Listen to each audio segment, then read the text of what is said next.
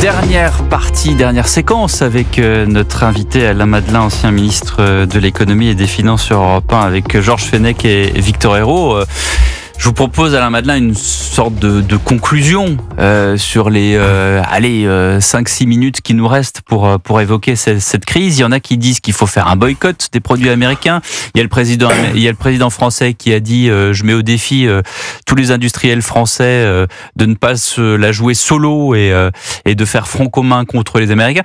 On sait plus trop quoi faire, quelle action mener. On était dans une politique, vous l'avez dit tout à l'heure, de libre-échange pendant des années et ça fonctionnait.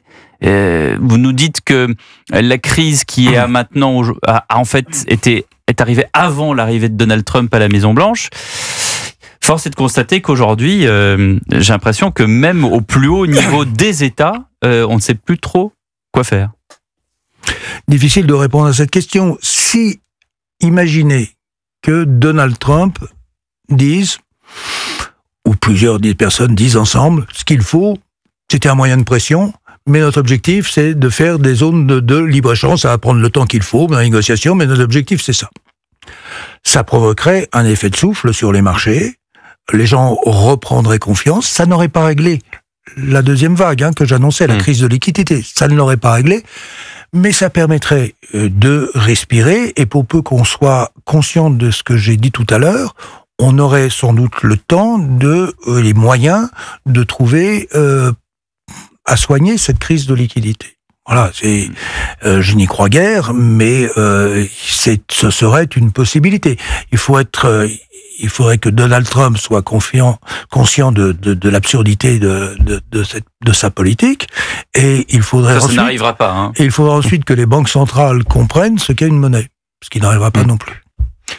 J'ai peut-être une question très courte. J'essaie de faire très court parce qu'on n'a plus beaucoup de temps, mais 3 minutes, les amis. On va essayer d'éclaircir un peu ce tableau qui est très sombre pour l'instant. On dit que derrière chaque défi, il y a une opportunité. Est-ce que cette crise, paradoxalement, la crise vers laquelle on va, je parle d'ici de la première vague, nous permet de voir là où notre système a défailli pendant trop longtemps? Il y a beaucoup de personnalités politiques qui parlent par exemple de réindustrialisation, de relocalisation. Il y a peut-être d'autres idées comme ça qu'on n'aurait pas eu si jamais on n'avait pas eu cette crise. On va pouvoir retrouver peut-être ce qu'est le libre-échange. 2, on va peut-être réfléchir à ce qu'est un état de droit, un vrai, ce qui sera quand même utile. Donc, en principe, c'est une vraie démocratie moderne. Il y a beaucoup de sujets à voir. Et puis, si on réussissait à passer les gouttes, après, se posera la question de regarder vers l'avenir.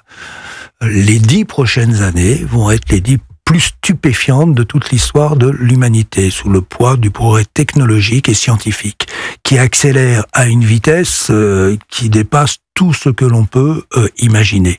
C'est pour ça que je dis, essayer de ressusciter les usines d'hier, c'est un rêve fou, c'est sympathique, mais il faut inventer les usines de demain. Et il y a des tas de gens qui sont en train de le faire. Réfléchissez, combien nous aurons de millions de robots dans le monde dans 5 ou 6 ans? Ce sont des sujets. Les cartes vont être en plus redistribuées par cela. Mais redistribuer les cartes en fonction des formidables opportunités du futur, je préférerais le faire que de pinailler sur les droits de douane.